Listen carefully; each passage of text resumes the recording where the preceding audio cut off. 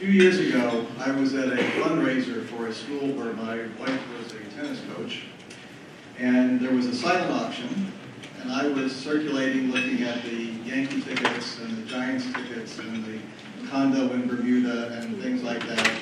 And my wife came up to me and said, "You should sign up for this." And I looked down, and it was a lesson to be given, golf lesson to be given by John Kennedy. And I thought, no.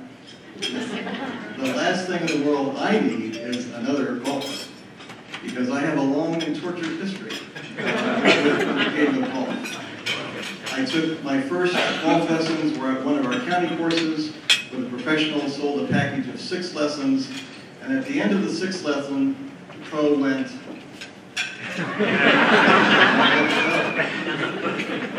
we traveled many places to many golf resorts. I took lots of lessons. Every golf device you have seen advertised on TV has been in my house at one time or another, and sometimes things have never made it to TV. But the golf never changed. So the idea of a golf lesson was not something attractive. But as I got outbid on the Yankee tickets and the Giants tickets, I won the golf lesson with John Kennedy. So somewhat reluctantly, I went to this lesson, and John Kennedy did something that no other golf professional had done with me at this point. It was actually revolutionary. He talked to me. He asked me not only about my tortured history with golf, but he asked some just things about me to get to know me a little bit. And very quickly in that conversation, we discovered that we shared a common thing. And I was actually more interested in pursuing that discussion than the golf lesson, but nevertheless we went to the golf lesson. Now, I did not know at that time that John Kennedy is one of the most accomplished golf professionals in the country. He has been the director of golf at Westchester Country Club since 1991. Prior to that, he was the head pro at Cold Spring Harbor. Prior to that, he was an assistant pro at Sleepy Hollow Country Club. He has received more professional awards than I could possibly recite for you this morning. I'll give you just a sampling of what he's received. In 1997, he was named the Met Sectional Golf Professional of the Year. 4 times he has received the Horton Smith Award for Outstanding Contribution in Golf Education. In 2012, he was honored nationally by the PGA with the Patriot Award, recognizing his creation of golfers in support of the Troops Foundation that he created, and his work in expanding opportunities for golf instruction for disabled veterans. I knew none of this when I went to the golf lesson with John, and all I knew was that after we were done, I received the best golf lesson I've ever had, and my game actually improved and continues to improve based upon the path that John put me on. So for me, there should be an additional award given to John Kennedy as that of a miracle worker. We are privileged to have him here as our speaker today. Please welcome John Kennedy.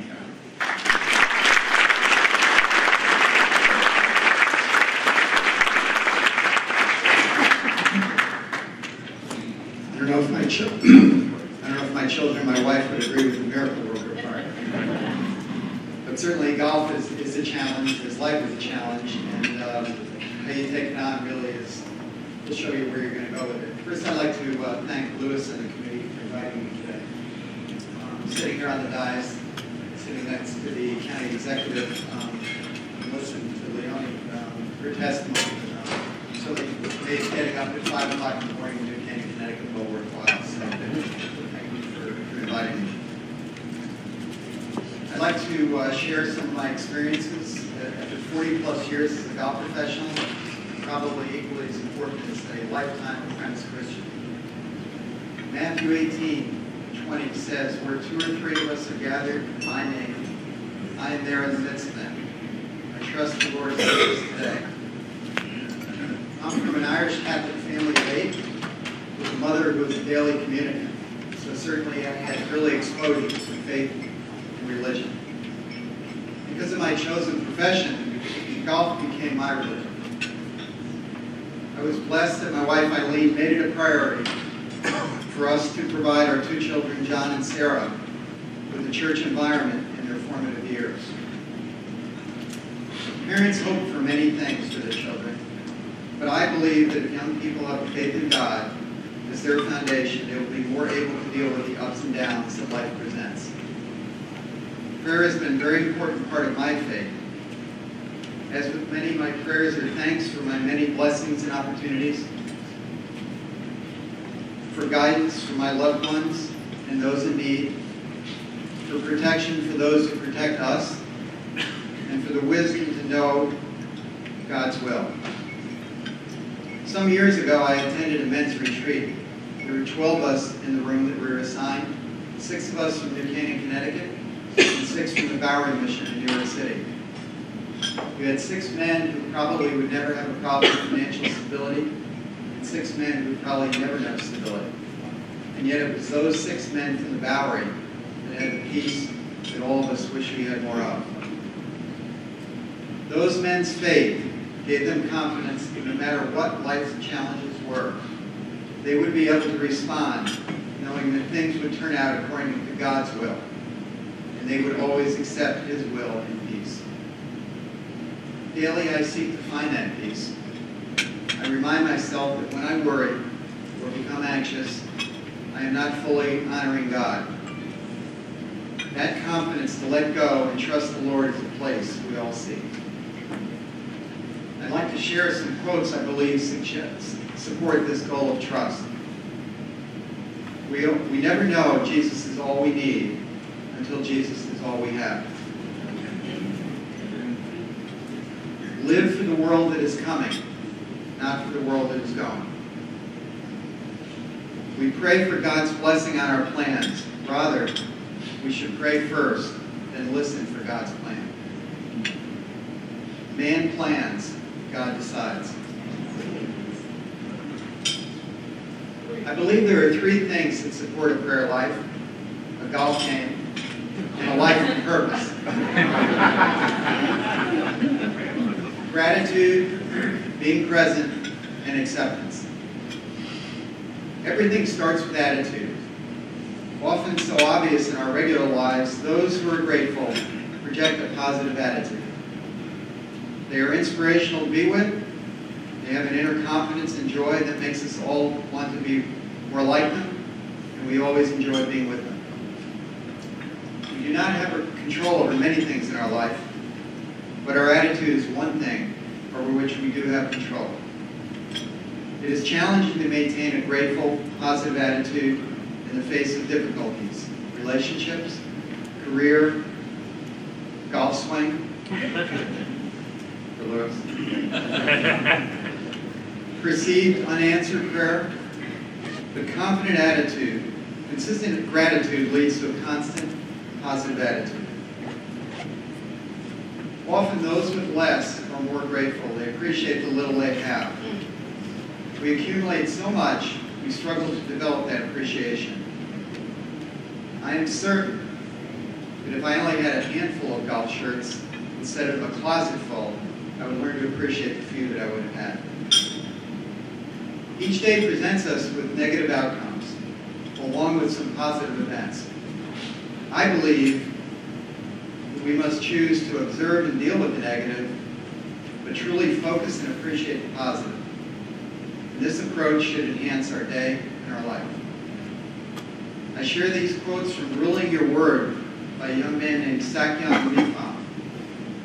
Getting off the me plan is the cause of happiness. I am not running anymore. When you stop, happiness is possible. What decisions did I make today to get on the path of virtue? I remind my students to choose what they react to get excited about their success, and learn from but avoid dwelling on their failures.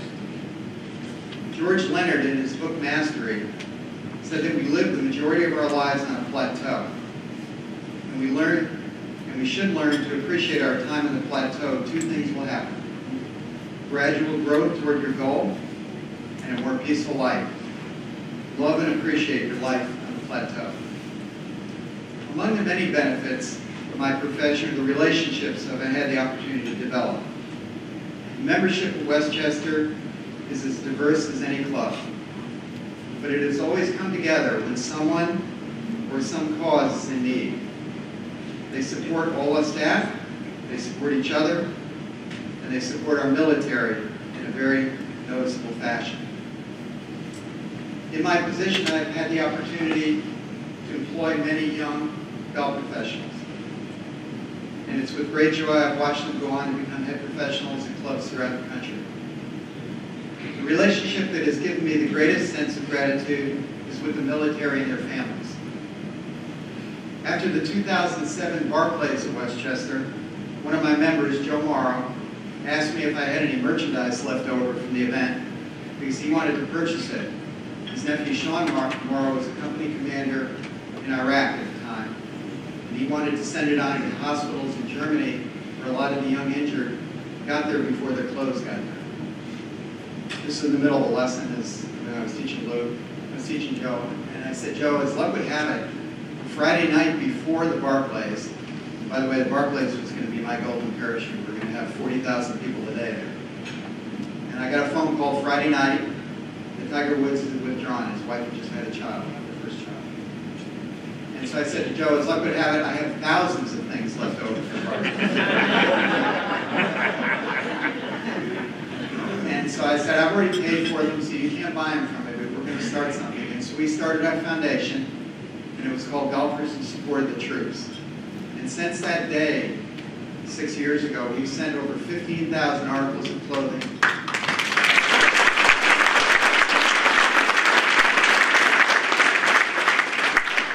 The military and their families, both overseas and throughout Army bases, and now we're working with Special Forces and some of the CENTCOM down in Tampa.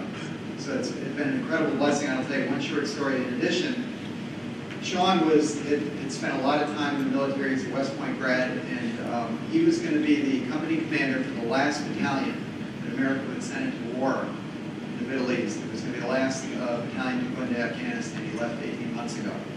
And so I called Sean and I said, what can we do for you before you leave?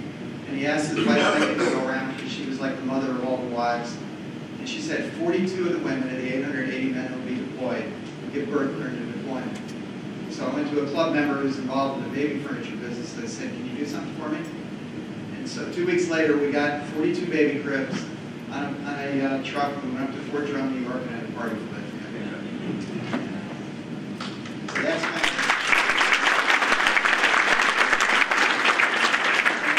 And I promise you, as I stand here, I take no credit for that. That is the Lord working through those members of Westchester Country who have been so generous. And I've just had the opportunity to facilitate that. As Lewis said, we've developed a program recently with disabled vets out of Manhattan, VA, and that's been a great program. We've enjoyed it. And they made a video when I won that Patriot Award. And you never know how you touch somebody, and it's a Vietnam vet. He's a retired Marine who lost his leg in battle. And at the end of the video, he said, I never thought I'd smile again. And that was very powerful for me to see. One unique relationship I developed as an assistant pro at Sleepy Hollow back in the 70s was with David Rockefeller. And I was a young guy, I was 24 years old, making, I think, about $6,000 a year. And David Rockefeller signed up for a golf lesson with him. And I went to the first lesson, I looked at his clubs were rusty and old. And I said, Mr. Rockefeller, I said, these clubs are no good. I said, we need to get you a new set of golf clubs. And this was in May. And he said, you know, John, he said, my birthday is in the fall. He said, I think I'll ask my wife to give me a set of irons. And I said, we can't wait 6 months.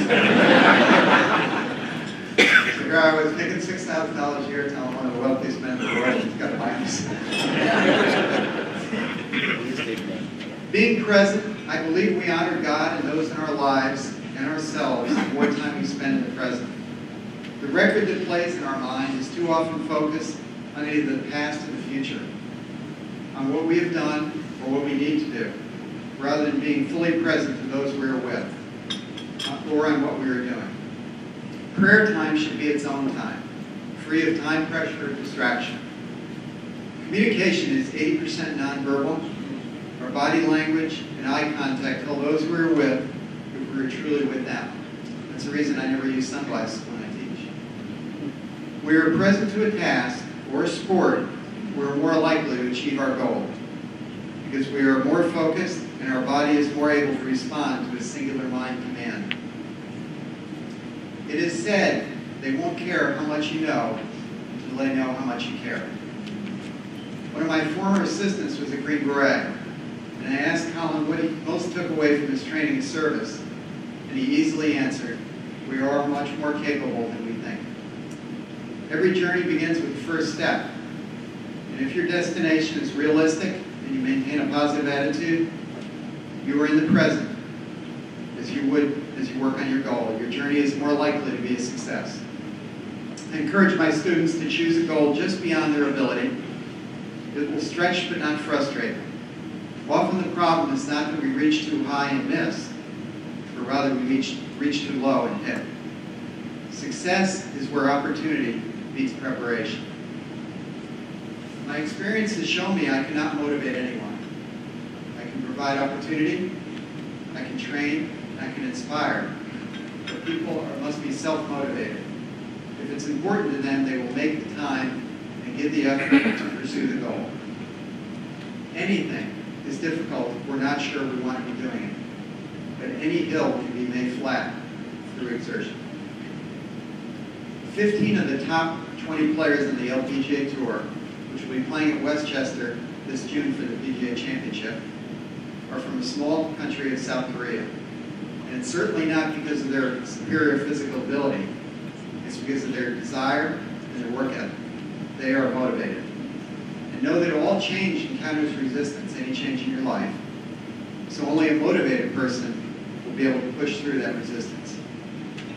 So being present is not normal in our constantly multitasking, up-tempo, electronic society.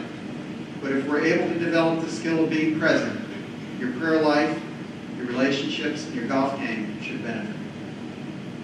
And finally, acceptance. Letting go and trusting God's will is one of my major challenges as a parent, as a business owner, and as a Christian. When we can learn to trust God, our family members, and our golf swing, it shows respect for God, love of family, and confidence in your swing. My younger brother Martin was a very special man.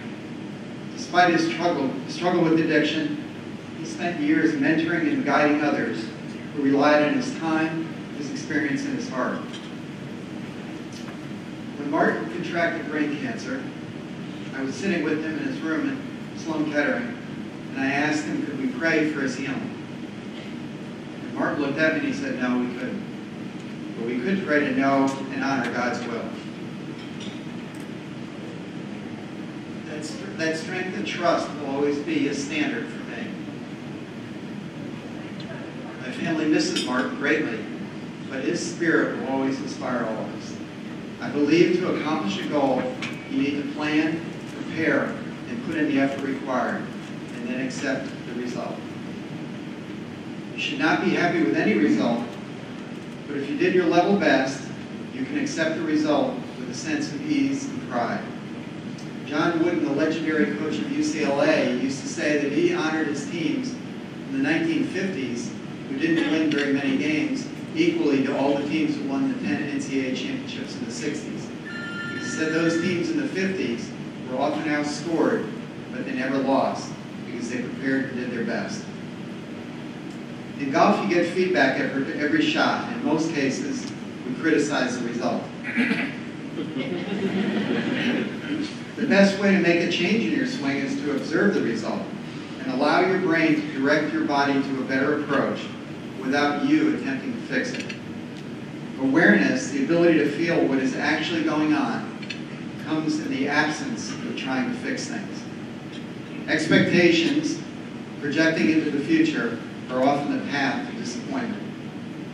When we pray with all our heart, when we plan and give our best effort in all we do, and then accept the results, I believe we have our best chance for a life of peace and contentment. Let me close with a verse from Philippians. Be anxious for nothing, but everything by prayer and thanksgiving, let your requests be made known to God. And the peace of God, which surpasses all understanding, will guard your heart and minds. Thank you very much for your time today.